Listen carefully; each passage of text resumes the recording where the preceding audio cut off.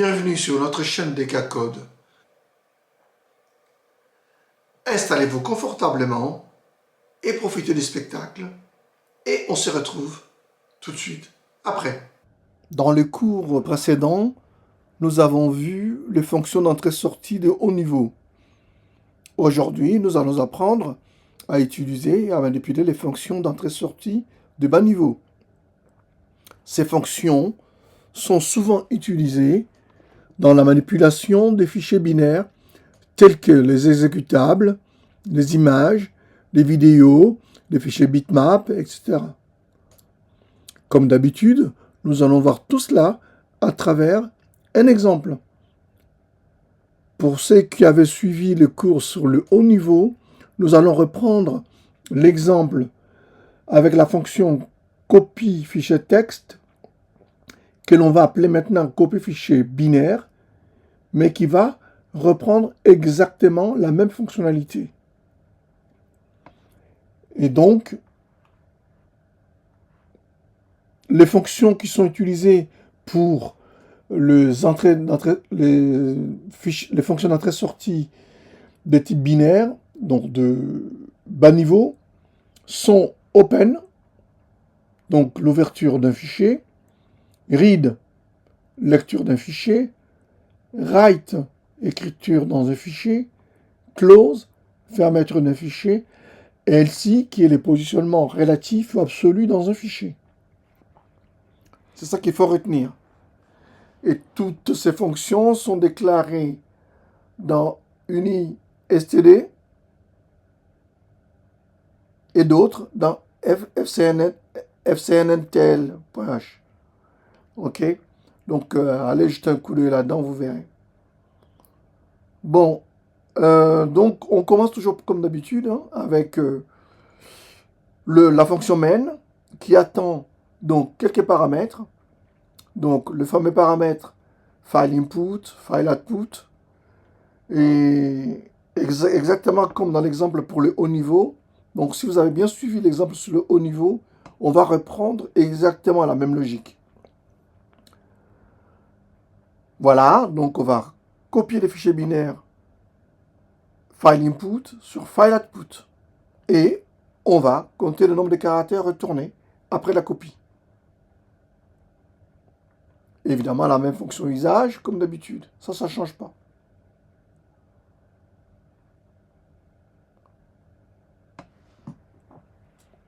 Sauf qu'ici, je me suis trompé.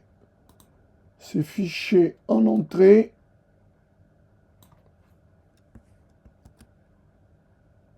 D'abord, et fichier en sortie après. Voilà.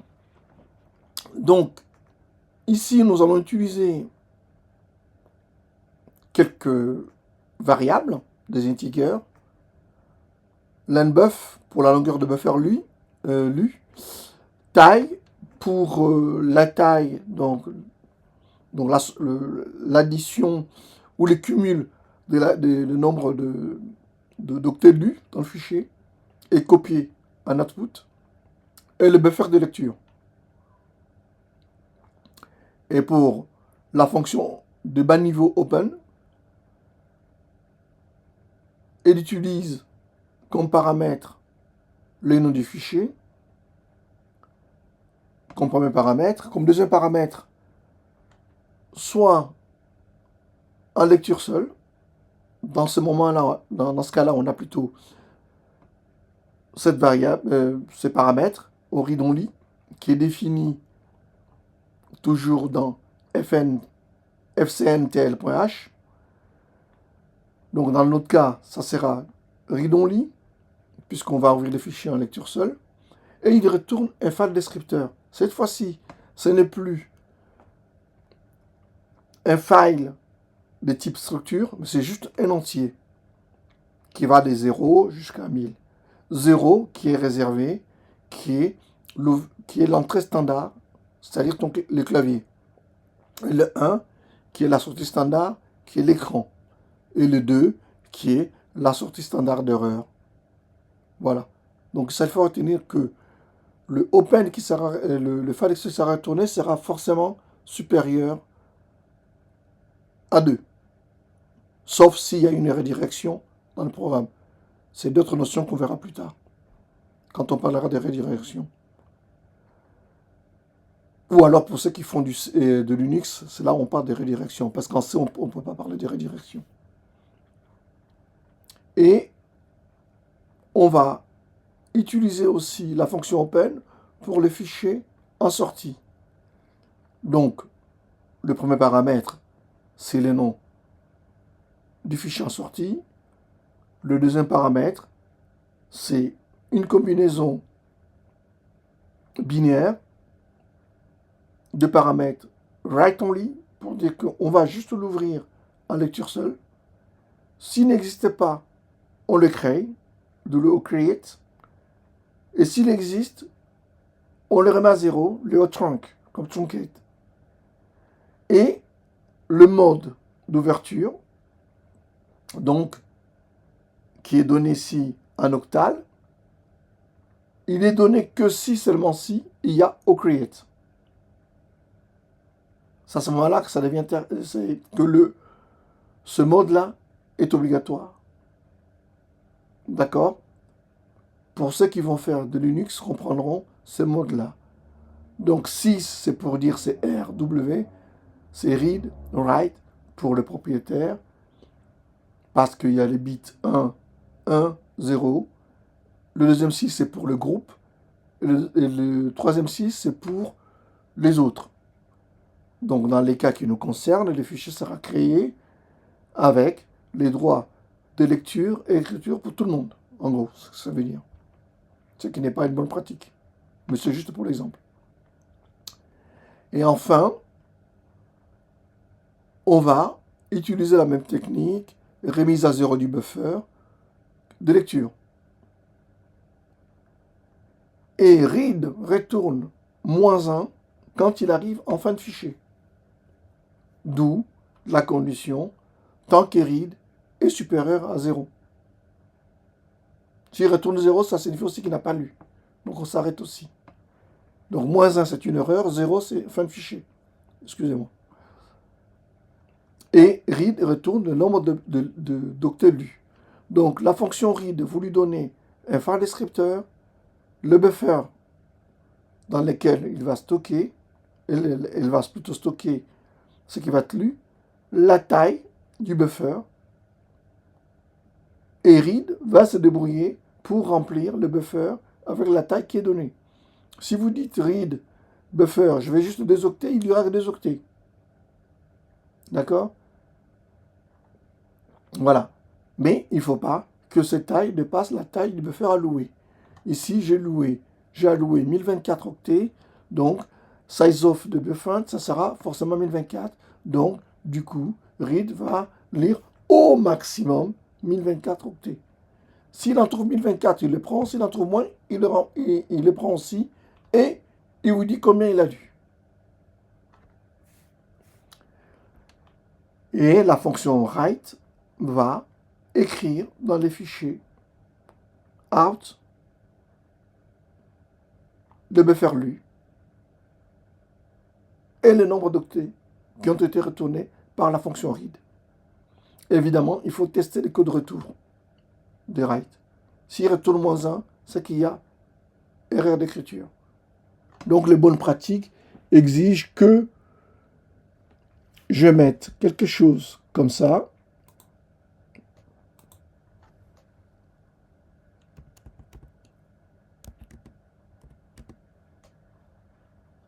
que je déclare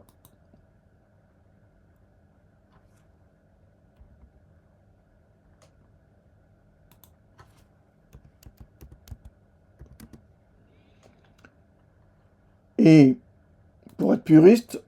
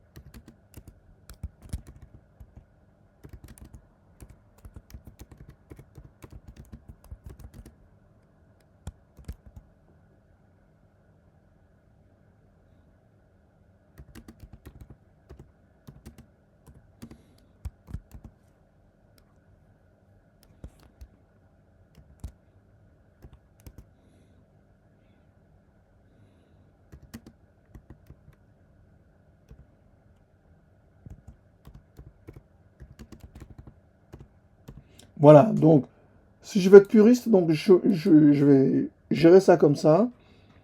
Et je sors de la boucle. Voilà, parce que j'ai rencontré une erreur. D'accord? D'où l'importance des fonctions de bas niveau. Donc on contrôle exactement ce qu'on est en train de faire. D'accord? Voilà. Et comme dans l'exemple dans le cours précédent, on cumule en taille le nombre d'octets lus. D'accord? Et on remet à zéro le buffer, on reboucle. Et à la fin, on appelle la fonction close, excusez-moi, pour fermer les fichiers input, output, et on retourne la taille lue. D'accord? Voilà. Donc, on va essayer de compiler notre exemple. On l'a compilé, on l'a exécuté et nous dit qu'il veut un fichier en entrée et un fichier en sortie. Donc, on va faire comme précédemment. On va obéir. Et on va utiliser le fichier binaire généré, parce que c'est le but de l'exercice,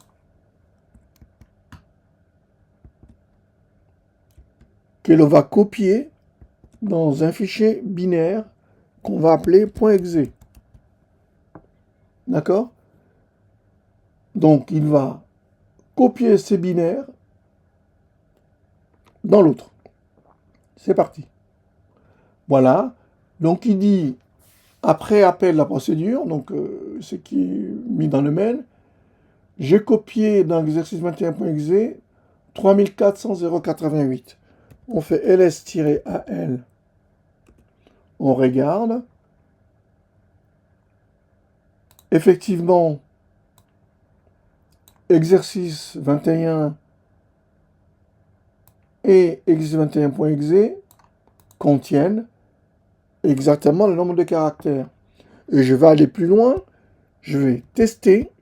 Je vais exécuter, puisque c'est un exécutable. Normalement,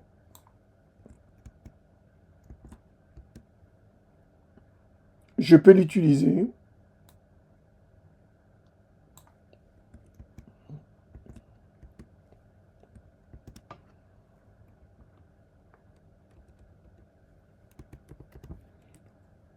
Pour ma démonstration. Effectivement, il manque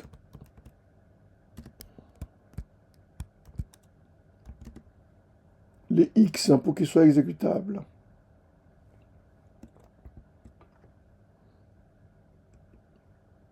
Voilà. Et là, je peux refaire. Vous voyez? Ça marche. Parce que c'est exactement le même binaire. Ici, j'ai rajouté les X pour le rendre exécutable, parce qu'il n'était pas exécutable. Vu que je l'avais ouvert en 0666, donc, comme vous avez pu voir, exe est ouvert comme ça. D'accord? Donc là, il tournait bien, il m'a généré un point run. Donc, je fais... Voilà, vous voyez, exe et run, la même taille. Voilà. Je peux exécuter run, si je leur ajoute les X, il sera exécutable, il pourra tourner. Voilà, donc vous avez vu comment utiliser les fonctions de bas niveau pour copier un fichier binaire. Vous pouvez l'utiliser pour copier un fichier image, une photo, une vidéo. Ça marche très bien. Voilà. J'espère que cela vous a plu. N'oubliez pas de liker la vidéo, de laisser un commentaire et de vous abonner. À bientôt.